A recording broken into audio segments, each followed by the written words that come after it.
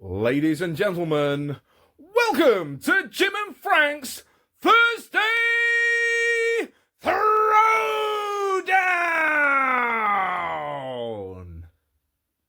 Jim, it's Thursday. Let's do a throwdown. It's throwdown time, buddy. Wow. This week, we've talked about singles from this particular individual, but this week we're going to pit a couple albums together. Yes. How about Billy Idol, Rebel Yell against Charmed Life? 1983, 1990. Yes. Wow. I'm a Billy Idol fan from way back. Yeah. This Gen X days. Yes. This record rocks when we're talking about Rebel Yell. Oh, my goodness. Let me ask you this. Uh-huh. Is there a bad cut on this record? No. No. Okay. So it's not just me. No, it's not just you. Every song on this record. I think I played this record so much that I had to stop playing. You know, when you eat something so much that you get tired of it? Yes. Yeah. I played this one so much I had to give myself a break. And when I did, I didn't listen to any Billy Idol at all. I just washed my palate. Had to walk away. Yeah. Because this Rebel Yell was on the radio. It was in my car. It was all over MTV. Yes, I had it, the cassette, and then later I have it on CD. And I originally had a record. I mean, yeah, you couldn't get away from it. No. And you pit him and Steve Stevens together, the greatest combo of punk rock, hard rock guitar, and just attitude all the way around. Listening to this record again, mm-hmm. I am surprised at how slick the production on it is. It is very slick. I don't remember it being that slick at all. The guitar is way more processed than I remembered. Mm-hmm. It sounds very mid 80s engineering wise, but it's got just enough punk rock attitude to still got that edge. Send it over the top, man. Went to number 6 on the Billboard Hot 200. Wow. I guess it's not Hot 200, Billboard 200. 200, yeah. Number 6, and I think million copies. That's not a bad for a punk rock record. Right. Yeah. But for as much airplay as he was getting, you think it would have been maybe a little more over the top sales wise. Right. And like I said, MTV was a big catalyst for this. Catch My Fall, Flesh for Fantasy, Eyes Without a Face, Rebel Yell. There you go. One thing about Billy Idol, I will say, is the videos were cheesy because they were a product of that time. They were a product of that time. The music still holds up today. Yeah, Rebel Yell, I think, was a live video, so I think that one was probably maybe the least cheesy of the bunch. Yeah. What was his name? Keith Forsley. Yes. And he's produced Billy forever, it seems like. Yeah. I think we did hear quite a bit of this on the radio as far as our local LA stations. K-Rock was playing the heck out of it, I'm pretty sure. Once he took off, you would hear Rebel Yell and stuff like that on, of course, KNAC played it, but you'd hear it on KMET every once in a while also. Does it seem like the stuff off the first record? Rebel Yell, White Wedding, Dancing with Myself, stuff like that. It seems like it was barely ahead of this. Right. I don't know. Yeah. Those songs were certainly getting airplay. Yeah. And I don't know if people went back and made them more popular. I'd be curious to see what that album sold as opposed to Rebel Yell. Yeah. Because that's what I started with Gen X because of just album covers and everything. Right. and scouring the import section. yes, Right. See, I was just thinking about that today. I was like, how did I not get on that bus? And I was like, Frank was like incessant about going through the imports and seeing imports what were was in there. Yeah. No, that so many great records were not available here, and this was one of them for me for Billy Idol and Generation X is how I found them. Well, then we're talking, like you said, about bookends. This album is a masterpiece in itself for punk rock music. Yeah. And I'll dare say, if anyone tells me, oh, this, Rebel Yell, that's garbage or whatever, we're not friends. Yeah. he wasn't everybody's cup of tea. No. People I knew was like, man, you like that? Like kind of punk rock stuff. Is like, it's actually way more mainstream than you think it is. That's exactly it.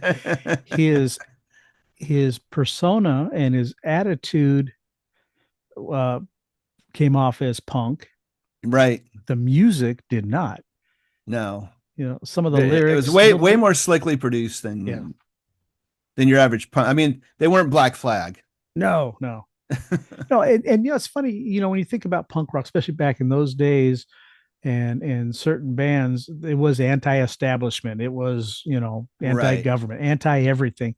You didn't get Billy Idol was just singing songs, man. He was, whether it was Dancing with Myself or whatever it might be, right? It was singing songs. Well, then we go to Charm Life. Yeah, 1990. Okay. Cradle of Love was in the Ford Fairlane movie with Andrew Dice Clay. Also all over MTV. Yes, another big hit. And he was coming off like a 3-year hiatus, I think. Right. Okay. When he did this record, it was like, whatever happened to that guy? And then boom, out comes Charm Life. And no and Steve video. Stevens. And no Steve Stevens. Right. And it shows on this record. Mark Younger Smith. Yeah. Yeah. No offense to that guy. Great player. Right. But just like Elton John and Bernie Taupin go together, Steve Stevens and Billy Idol belong together. Right? And again, they're today, 2025, they're together. Right. So, but he did a cover of LA Woman. What do you think of it? First of all, I'm a closet Doors fan. Sure. So I didn't think it did it justice. It didn't have the aggression. No. Of the Doors. I think he did it because he has the deeper voice and someone told him, you ought to cover a Doors song. And the music didn't, it just didn't come off right as a proper cover tune. It lost a lot of the attitude, which is weird to say that about a Billy Idol cover. Right. Billy Idol song, right? It just didn't have the same. I don't know. And so this is where I say Steve Stevens was the secret sauce, because it was the same producer as all his other records. Yeah. And if you look at who played on Charm Live, I mean, it's a long laundry list. Yeah. Of just fantastic players. It rivals like the Gene Simmons solo route record from 78. Right? Everybody but the kitchen sink kind of thing, right? I mean, lots of great guys. I mean, the bass lines on this record are fantastic. Mm-hmm. He's got some of the best bass players in the business on it. Right. But talk about taking the songs just too long, right? It's stretching them over an hour. Right. Let me just say this about the CD era.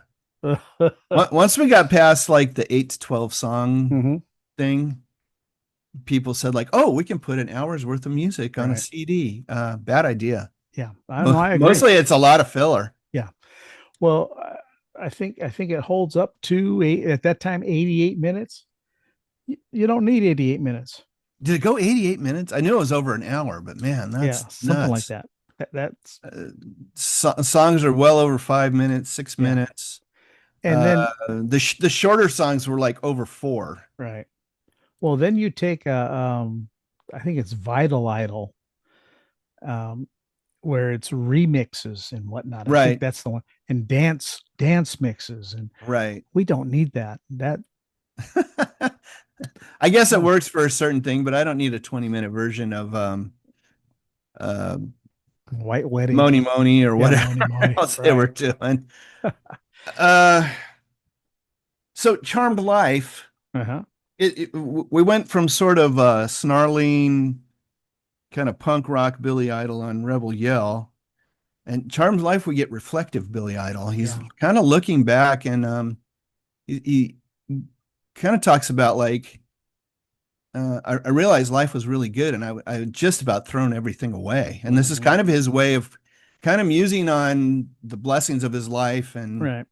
the things that were kind of taking him down the bad path, so to speak. Right? Right. It's kind of a reckoning for him. Right? I don't know if this was like I need to get sober kind of Could be. whatever record, Yeah. but so he had a lot to say. Well, Do I I think think it's a good record? Yeah, but it's not the tight 3-minute songs that I right. love.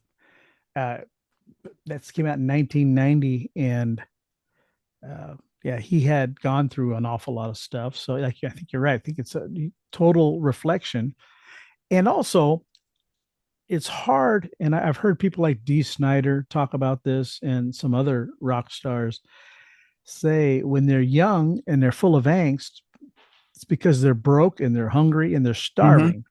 Yeah, After you become a multi-millionaire and a multi-million selling artist, it's kind of hard to have any angst because it comes off phony. sure. And uh, here, like you said, he is more reflective of, woulda, coulda, and shoulda. For me, Cradle of Love is like sort of the high point. It's a fun song. It's Mm-hmm. it's tight. It's very much a single, Yeah. radio ready, Right. I, but there's none of the rest of the album is that. no, as you put that up against Rebel Yell, and it's a no contest situation Yeah, it's a because no contest.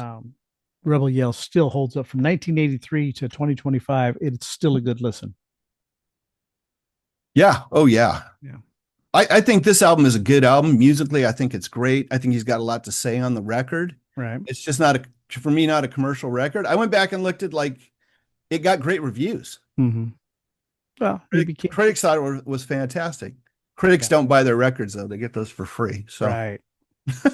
That's exactly it. went to number 11 on the charts and still sold 1 million copies. Not a bad deal. Not a bad deal. A lot of these guys do sell records on their name alone, and it takes a few duds before they fall off. Yeah. Mhm. Well, I think having Cradle of Love kind of right out the bat as the single, Yeah.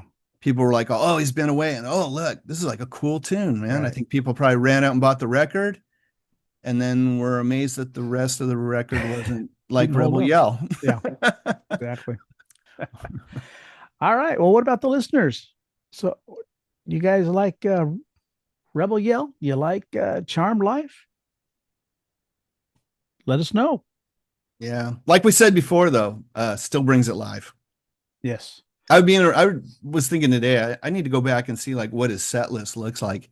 How much off of Charmed Life, how much of it is Rebel Yell, Yeah. how much of it is Whiplash Smile. I mean, I'm Right. sure he probably sticks to the singles largely. Oh yeah. Right. He usually throws in Ready, Steady, Go. Mm-hmm. Throw some of that original stuff is always good.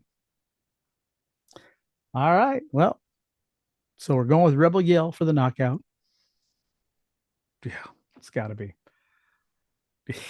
I mean, the Billy Idol person. There you go. Let us know in the comment section what you think. Yeah, absolutely. Yeah. And go ahead and smash the like button while you're at it. Yeah. Doesn't might as hurt. well. All right. Don't cost nothing. All right, Jim. Till next time. Yep. See you next Thursday. All right.